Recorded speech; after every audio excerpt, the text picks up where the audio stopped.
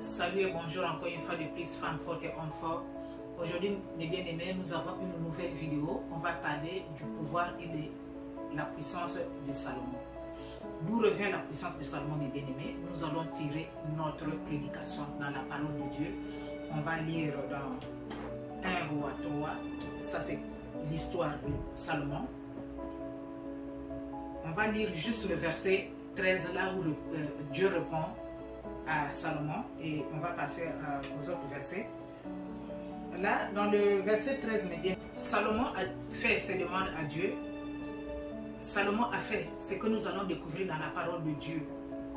Et ça, c'est la réponse que Dieu donne à Salomon. Dieu dit à Salomon dans le verset 13, donc 1 Roi 3, et je vais même te donner ce que tu n'as pas demandé, la richesse et la gloire.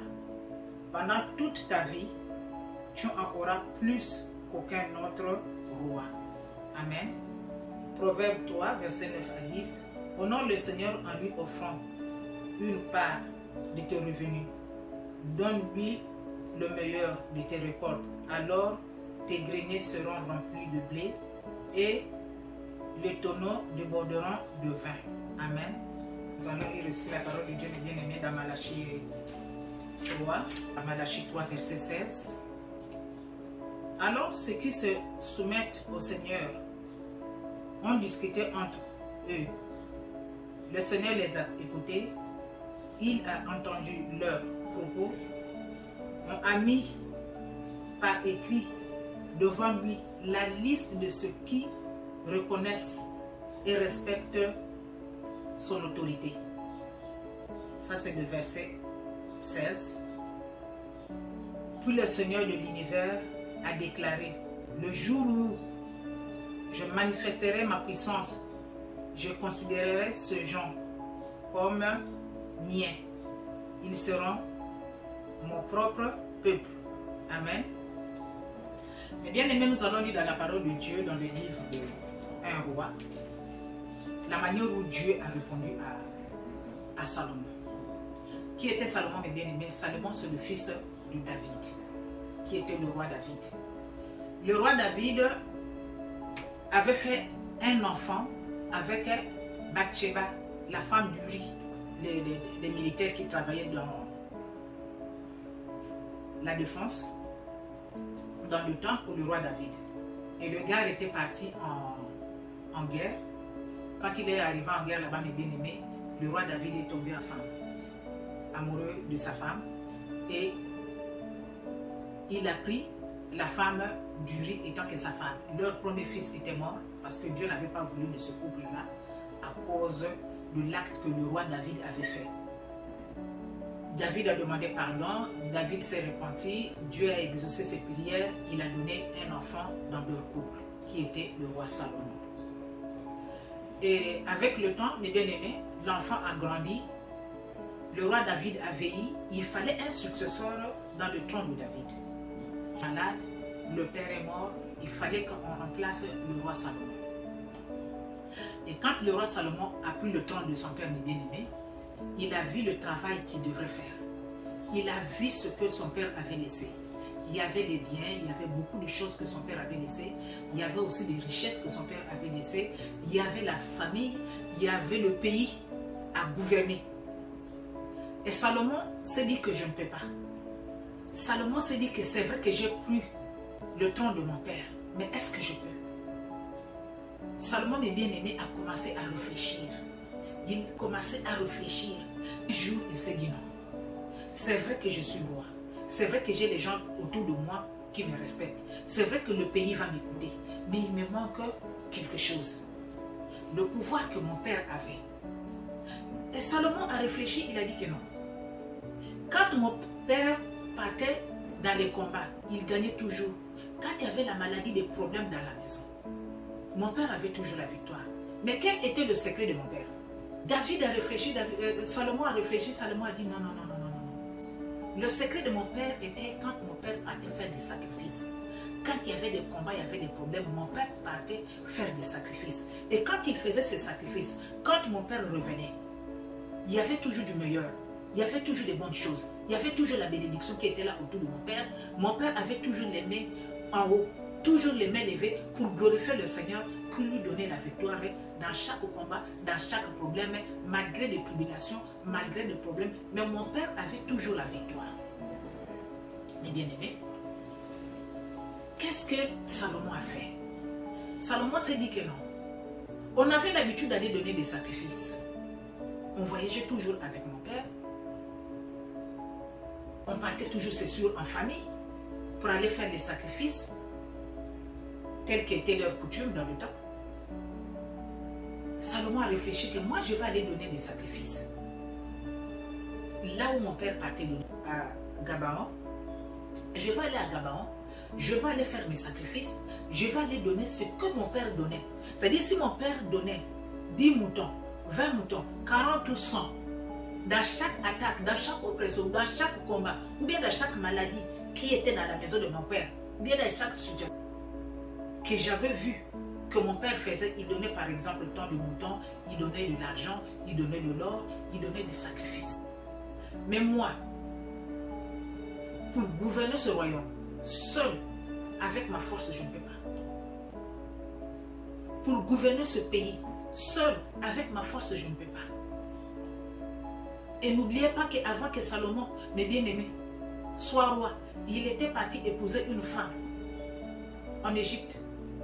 Salomon a pris la femme en Égypte là-bas. C'est la femme qui l'a menée dans la maison de son père.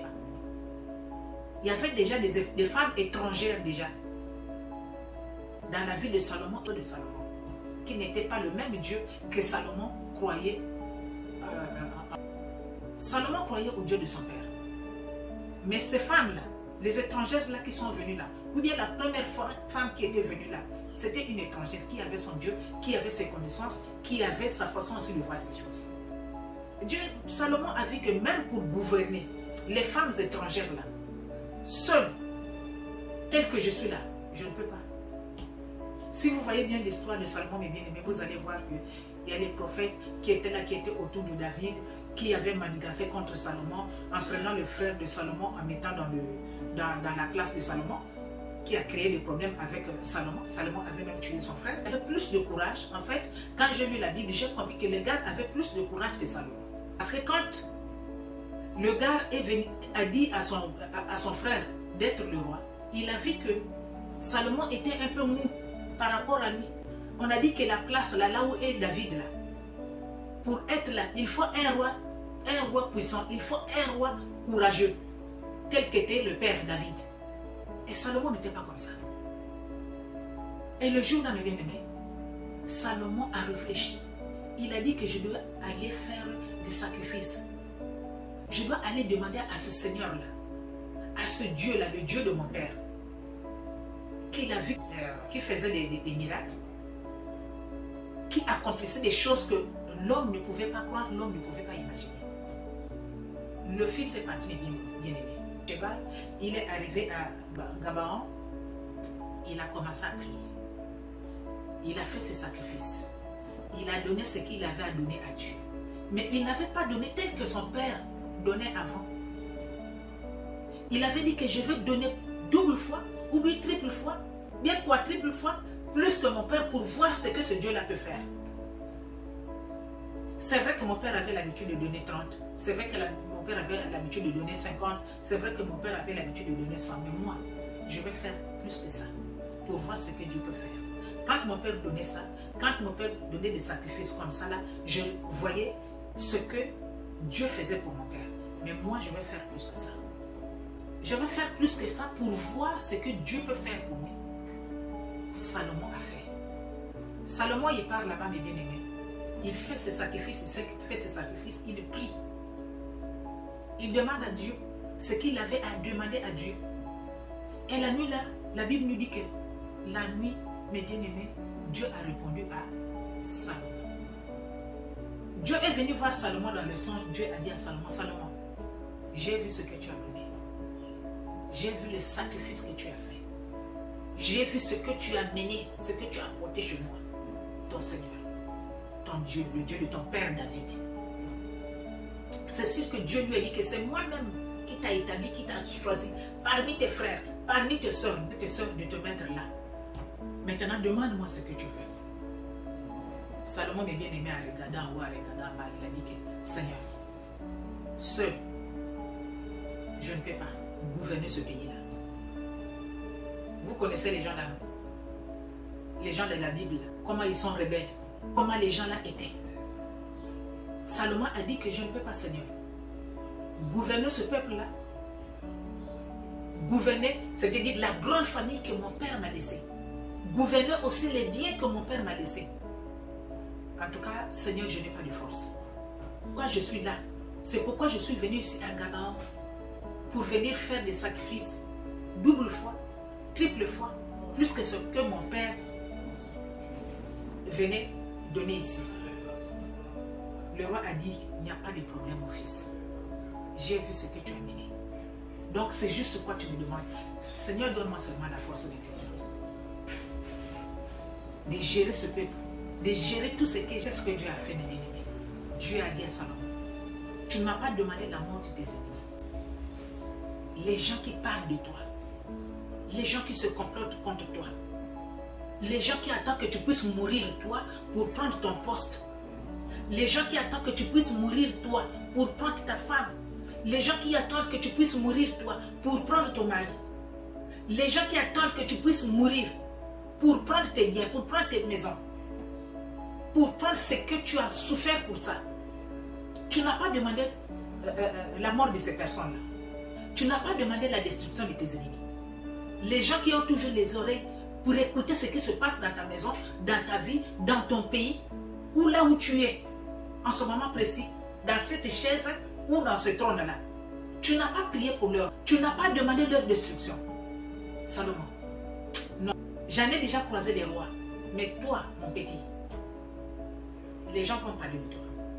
Tu n'auras aucun roi, il n'y aura aucun président qui va être comme toi, Salomon.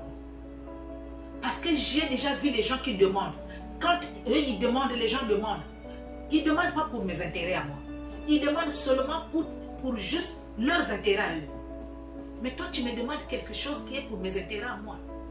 Salomon, aucun roi ne sera contre toi. Et moi, ce que tu m'as demandé là, l'intelligence ou la sagesse là, pour gérer tout ce que tu m'as dit que tu vas gérer là, moi je te donne ça. Au plus, c'est-à-dire je te donne encore plus que ça. Je te donne ce que tu m'as demandé là, c'est bien. Mais je te donne aussi la richesse. Je te remplis aussi du pouvoir.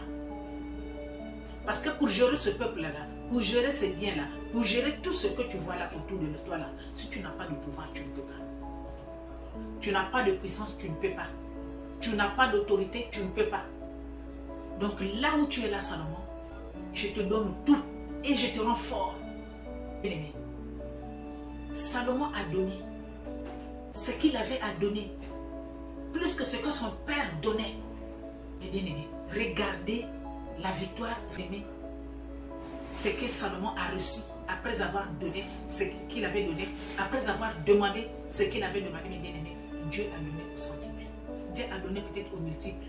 C'est que Salomon ne s'attendait pas à ça. Parce qu'être riche, Salomon en avait déjà. Parce que dès qu'il a pris le trône de son père, il avait déjà toute la richesse que David avait laissée entre ses mains. Il avait déjà toutes les femmes possibles. Petits, grands, blancs, noirs, rouges, jaunes. Salomon en avait déjà. Dès qu'il est passé dans le trône de son père, il avait déjà tout, mes bien-aimés. Mais il a fait, il a donné pour être plus que son père. Mon frère, ma soeur. La parole de Dieu, mes bien-aimés, dans le livre de Proverbe 3, verset 9 à 10. Honore l'Éternel avec tes biens et avec tes prémices de tout ton revenu. Ça, c'est le verset 9. Le verset 10.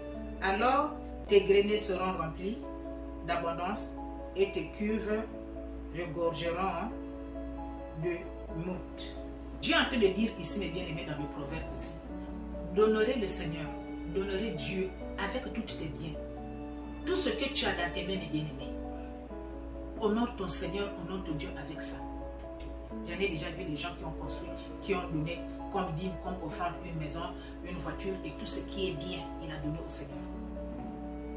Fais la différence, mon frère, ma soeur, entre tes frères à toi, entre tes soeurs à toi, la manière de donner à ton Seigneur pour transformer ton histoire à toi. Quand tes frères, quand tes soeurs vont te voir, ils vont dire que ma soeur là prie un Dieu vivant, prie un Dieu puissant. Les gens vont dire que mon frère là prie un Dieu vivant, prie un Dieu puissant.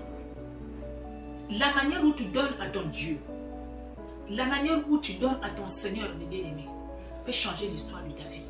Je vous fais un témoignage qu'une personne avait partagé avec moi. La personne vivait de l'autre côté du pays, là où je suis. Là-bas, elle a fait 18 ans, elle n'avait pas les documents. Elles ont traversé toute la famille de l'autre côté ici pour venir toujours dans le système de chercher les documents. Et le mari a demandé au gouvernement de lui donner les documents avec toute sa famille. Et le jour où le gars va aller passer son jugement,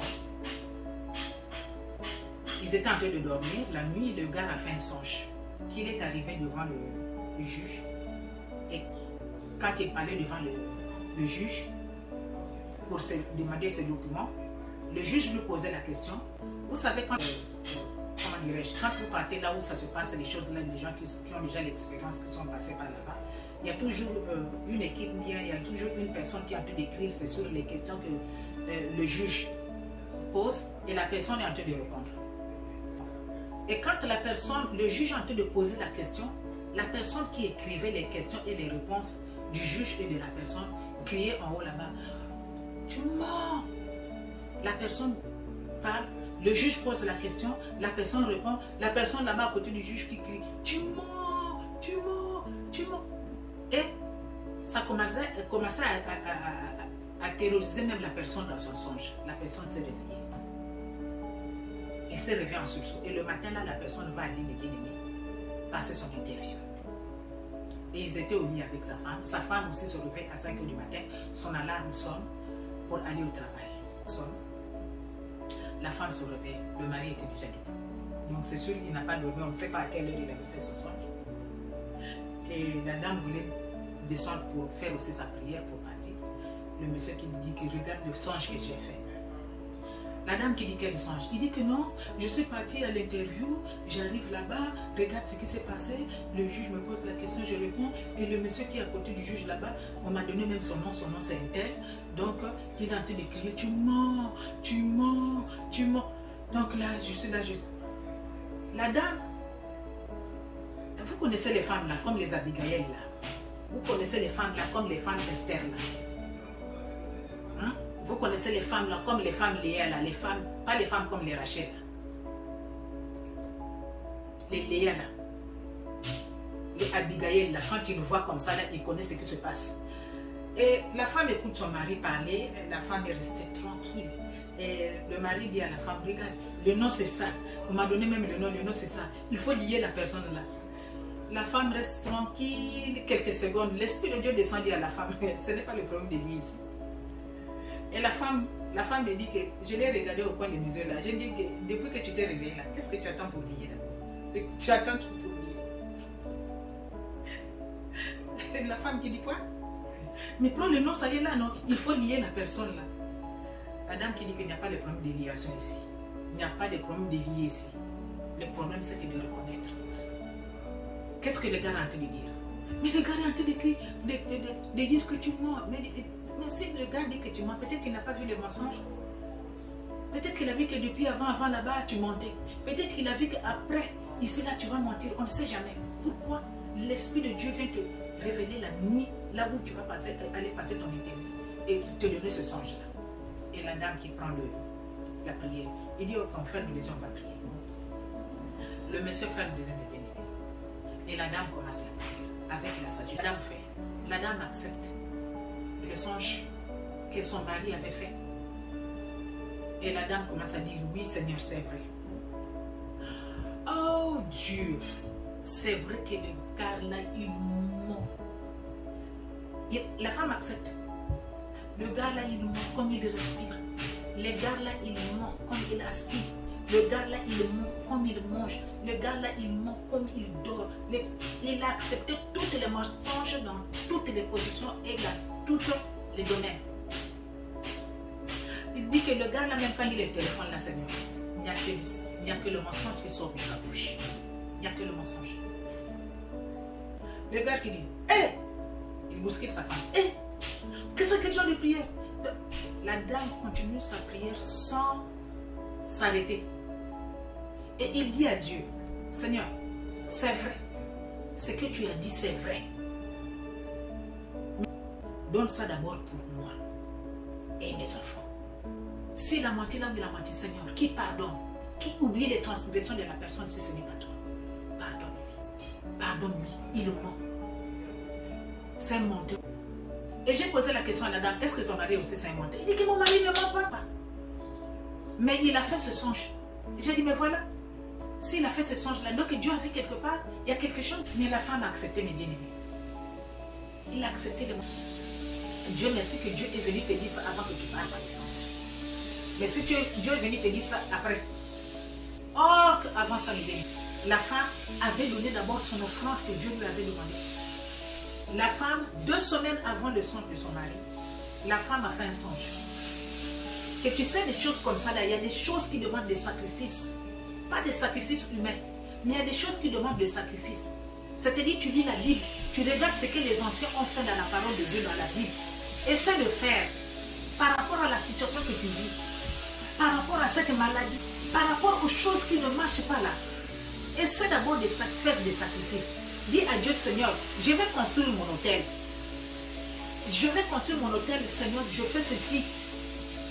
Qu'est-ce que tu me dis? Comme Salomon avait fait. Seigneur, qu'est-ce que tu me dis? Maintenant, avant même que Seigneur tu parles, moi-même je fais parce que j'ai lu la parole de Dieu. J'ai vu ce qu'un tel a fait dans la parole. J'ai vu ce qu'un tel a fait dans la Bible. Moi aussi je sais. Or que la dame avant, elle aussi elle avait fait un songe.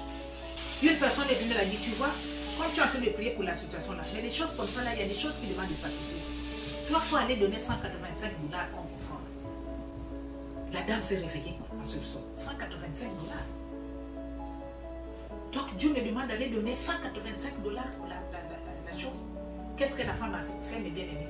La dame me dit que je n'avais même pas l'âge. Je n'avais que 185 $ dans mes mains. 185 $ pile. Elle ne savait pas comment finir la semaine. Bien la semaine suivante avant d'avoir encore l'argent, son chèque. Comment je vais acheter le gaz?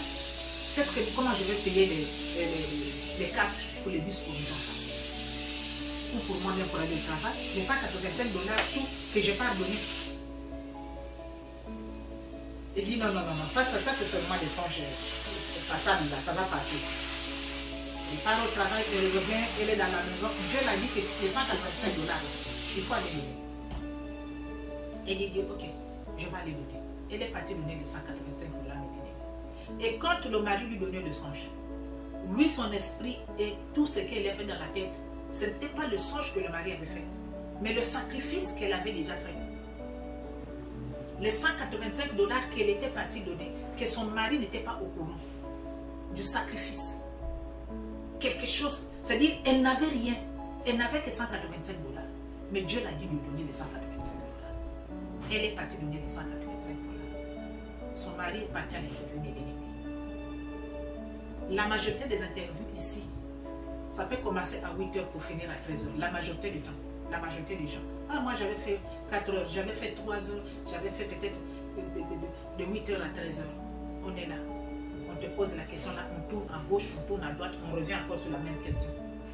Transvaser. Mais le gars est parti, mes bien-aimés, à son interview. Il a fait 30 minutes. Il dit, j'ai fait 30 minutes, à moi ce que je me trompe. Mais peut-être que c'était moi. Et le gars ne savait pas que non. La femme avait prié, on l'avait demandé de donner les sacrifices. Tout ce qui venait là, en haut là, la femme, quand elle pliait ses genoux là, elle disait que non. Tu as vu que tu m'as dit que les choses là, ça demande les sacrifices. Les 185 là. Seigneur, fais quelque chose. La dame au travail, mes bien-aimés, ne travaillait pas le jour là, comme d'habitude. Elle était tout le temps dans les toilettes pour aller faire sa prière. Soutiens mon mari là où il est. Le gars était là, mais la femme était là. en prière, mes bien-aimés. Elle a dit que tant que mon mari ne va pas m'appeler, je ne vais pas manger, je vais repartir comme ça. Parce qu'ils ont souffert. Le couple a souffert, mes bien-aimés. Dans un pays là, vous n'avez rien. Mais vous vivez comme tout autre. Ils vivaient comme tout le monde dans le pays. Comme si c'était des blancs. Ils avaient tout dans leur maison. Ils avaient tout. Mes bien-aimés. Mais quand il manquait les documents là, ils vont manger, ils vont boire. Quand ils se retrouvent autour du document, mes bien-aimés, vous allez lire la tristesse de ce couple-là dans les yeux. Ils ont souffert. Le jour-là, la femme s'est dit que moi, je vais au travail, je ne vais pas manger tant que mon mari ne va pas m'appeler pour me donner les résultats. Comment ça s'est passé là? Comment ça s'est passé là-bas? Mes bien-aimés, la dame était vraiment dans une grande surprise. Elle prend son dîner, le déjeuner, elle n'a pas pris, puisque son mari était encore là-bas. Et vers 11 h du matin, avant son dîner, c'est là où son mari l'appelle pour lui dire que chérie, tu sais quoi? Le problème là, ne pense plus à ça. Ne pense plus jamais à ça. Ça, c'est maintenant les Égyptiens que Dieu disait à Moïse, les Égyptiens, la situation là, le problème là que tu as vu là, que tu as vécu là, tu ne vas plus le vivre. Vous n'allez plus voir ça. La manière où tu vois là, les Égyptiens là, vous n'allez plus le revoir, plus jamais. La situation là, tu ne vas plus vivre ça. C'est passé. Et la femme s'est mise à crier, à hurler, à rendre gloire à Dieu. À dire donc les 185 $ que j'étais parti donner comme sacrifice, ça a fait quelque chose de bon. Et depuis le jour là, mes bien-aimés, depuis le jour là, la dame, chaque prière qu'elle va faire, son esprit là l'a dit, les sacrifices, tu as oublié, elle part toujours donner les sacrifices.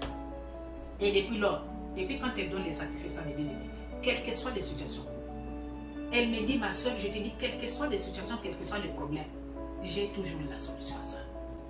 J'ai toujours la solution. Mon frère, ma soeur, comment toi tu donnes à Dieu? Salomon, la situation a changé. Salomon était devenu puissant. Dans le temps de Salomon, mes bien-aimés, on ne pouvait pas parler de deux rois. Dans le temps de Salomon, mes bien-aimés, dans la maison de son père, David avait des fils et des filles. Mais on ne pouvait pas parler de quelqu'un comme on parlait de Salomon. Salomon a créé la différence dans sa famille. Toi aussi, tu peux créer la différence dans ta famille. Tu peux créer aussi la différence, mes bien-aimés. David, le père, a créé la différence. Il donnait des sacrifices, mais pas comme son fils. Et vous allez voir que dans le temps de Salomon, mes bien-aimés, il n'y avait pas plein de guerres, il n'y avait pas beaucoup de guerres comme au temps de son père. Dans le temps de Salomon. Dans le temps de Salomon, il y avait le calme. Il n'y avait pas de guerre par-ci, par-là, comme le temps de son père. Il avait su donner, il avait su demander. Il n'avait pas demandé juste pour ses propres intérêts. Pour les gens qui tu pars à l'église tous les jours, tu pars au ministère tous les jours, tu pars, tu demandes, tu pars, tu demandes, tu veux que Dieu te donne, te donne, te donne, te donne, te donne, te donne, sans rien au retour. Tu dois s'aimer, mes bien-aimés. Sème et récolte. Quand tu sèmes le maïs, c'est 3 maïs. Les 3 maïs que tu sèmes là, ce n'est pas la même chose quand les maïs vont sortir, quand les maïs vont donner leurs fruits ou l'arachide, ce n'est pas la même chose. Moi, j'ai parti au champ quand j'étais enfant avec ma mère. Je voyais comment ma mère faisait les champs. Quand elle fait les champs, elle sème l'arachide. Il y avait souvent 3 ou 4 graines qu'elle sémait. Et quand la récolte vient, quand on part récolter l'arachide, là, il y avait plein d'arachides, mes bien-aimés. Il y avait qu'on récoltait juste pour 3 ou bien pour 4 graines qu'elle sémait dans chaque sémence. Aujourd'hui, tu peux s'aimer, mes bien-aimés, tu ne peux pas voir. Mais il y en a là, dans la banque de Dieu, ce que tu as sémé, que ce soit en prière, que ce soit en jeûne, que ce soit en bien, mes bien-aimés, ça y est là, gardé. Autant opportun, mon frère, ma soeur, là où tu n'as pas l'idée, le Seigneur viendra te donner ce que tu avais gardé. Essaie, mon frère, essaie, ma soeur, de faire ce que Salomon avait fait. La Bible nous dit dans Malachie, mes bien-aimés, que Dieu a écouté les hommes parler Les hommes là qui boudaient là, si vous lisez le verset 16 dans la Bible, dans Malachie 3, verset 16, vous allez voir que Dieu a écouté les gens parler. Nous, les gens qui parlent que j'ai beaucoup prié, j'ai beaucoup jeûné, j'ai beaucoup fait ceci. Il n'y a pas la solution, il n'y a pas le retour. Je suis fatigué, je suis ceci. Dieu a dit qu'il a vu. La parole de Dieu nous dit que Dieu a entendu tout ce que les hommes disaient. Or, Dieu entend le bien-aimé. Tout ce que les hommes disaient, Dieu avait entendu ça. Lisez la parole de Dieu dans le verset 16 de Malachie 3. Dieu nous a dit de lui servir avec nos biens. Qu'on ne peut pas mentir à Dieu. Tu ne peux pas aller seulement demander à Dieu sans aussi donner à Dieu. Sème d'abord. Depuis le jour où, mes bien-aimés, Dieu a écouté les hommes parler. Et quand Dieu a dit, j'ai écouté les hommes parler, mes bien-aimés, la parole de Dieu est là. On a mis devant le Seigneur le livre de... C'est-à-dire celui qui sait, on a écrit ton nom. Et quand il y a un problème, on vient voir le livre là, c'est sûr. On vient voir le livre là, on dit, ah oui, son nom est là, il avait semé la date de temps, il avait fait ceci, il avait fait cela. C'est ce que la parole de Dieu nous dit. Et Dieu a pris l'engagement de dire, comme j'ai écouté, c'est que les enfants des hommes sont en train de parler. Mais à partir d'aujourd'hui, s'il fait ce que je leur demande de faire, moi le Seigneur, je serai leur maître. Moi le Seigneur, je serai leur Dieu. Moi le Seigneur, je serai leur Seigneur. Et partout là, ils auront des problèmes. Moi, je serai là. Partout là, ils vont être dans les stress. Moi, le Seigneur, je serai là. Je vais leur délivrer des stress et de tout ce que tourmente leur vie. Mais sème d'abord, mon frère. Sème d'abord pour que Dieu puisse créer la différence entre toi et ton frère. Dieu a créé même la différence entre David. David était le Benjamin de ses frères. Tout le monde, là, si vous lisez l'histoire, quand le prophète Samuel est venu, qu'est-ce qui s'est passé? Tout le monde s'est présenté là. Ah, Samuel s'est dit, oui. Quand je vois les tailles là, je vois les gabarets là, c'est sûr, le roi est déjà là.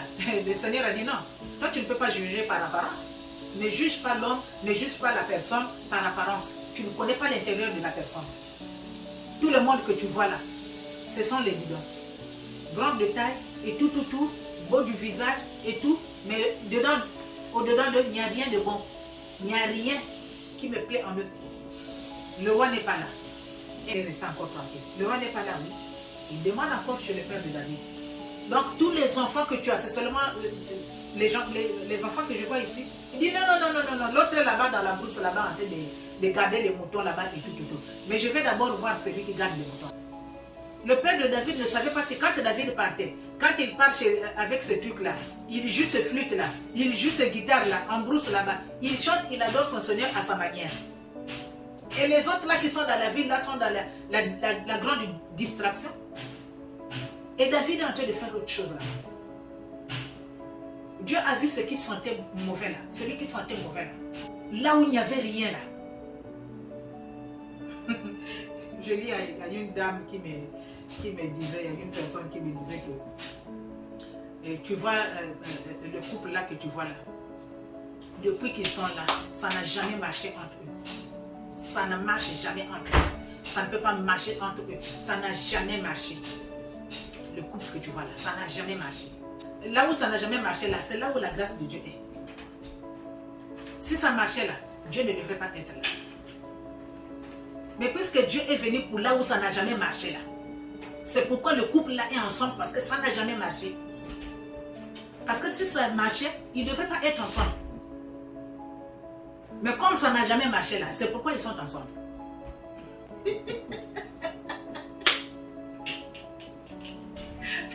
Mon frère, ma soeur, change ton histoire.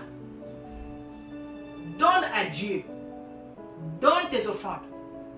Écris ton nom dans le livre de vie. Dans Malachie 3, verset 16. Écris ton nom. Fais que les anges puissent écrire ton nom. Les anges qui ont amené le livre, le cahier là, devant le Seigneur.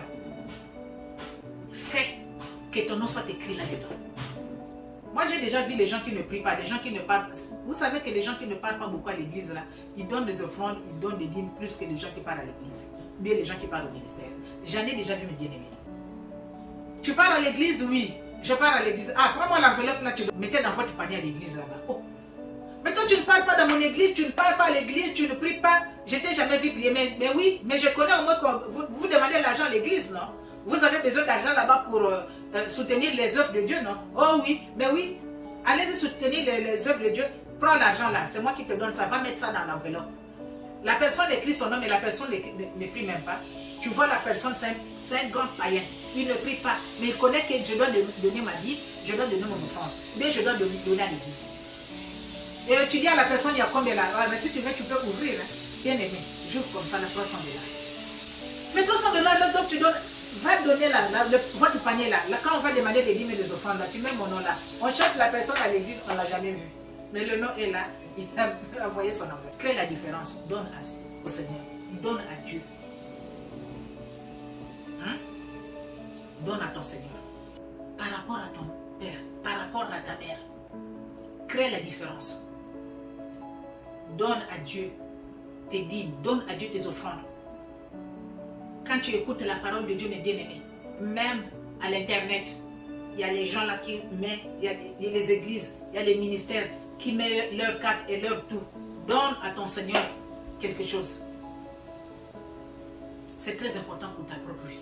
C'est très important pour ta famille. C'est très important, mon frère, ma soeur, pour ta destinée. Même si tu ne récoltes pas aujourd'hui, mais tes enfants peuvent récolter ça. Tes enfants, les enfants de tes enfants peuvent récolter ça. De génération en génération. Oui. Tu peux le faire. Que Dieu vous bénisse. Mon frère, ma soeur, toi qui as écouté la parole de Dieu, mets la parole de Dieu en pratique. Le Dieu de Salomon, le Dieu qui change l'histoire, mes bien-aimés, qui change la pauvreté en richesse. Le Dieu de Salomon, mon frère, ma soeur, qui amène à l'existence ce qui n'existe pas dans la vie de l'homme. Ce que Dieu a amené dans la vie de Salomon, mes bien-aimés. Salomon n'avait jamais vécu ça. Il a mené tout au double, au triple, au quadruple par rapport à son père. Pourquoi? Parce qu'il avait su, il avait compris, il avait entendu ce que son père, il a fait. Mes bien-aimés, il avait les résultats. Que Dieu vous bénisse une fois de plus et que le Dieu de Salomon, mes bien-aimés, apporte la richesse dans ta maison, dans ta vie spirituelle ou physique, et que tout ce qui manque dans ta vie, que ce Dieu de Salomon là, mes bien-aimés, qui a semé, qui a récolté, mes bien-aimés, plus que son père, toi aussi reçois la même portion. Tu as écouté la parole, mon frère, ma soeur, fais ce que la Bible demande. Tu verras la gloire de Dieu. Que ce soit dans ta santé, que ce soit dans la santé de tes enfants, que ce soit au milieu de ta famille, tu vas voir le changement.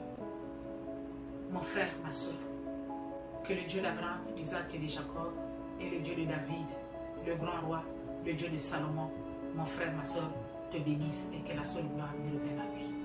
Merci Seigneur. Abonnez-vous encore une fois de plus, mes bien-aimés. Abonnez-vous massivement dans la chaîne Femme for TV News et que le Seigneur vous bénisse.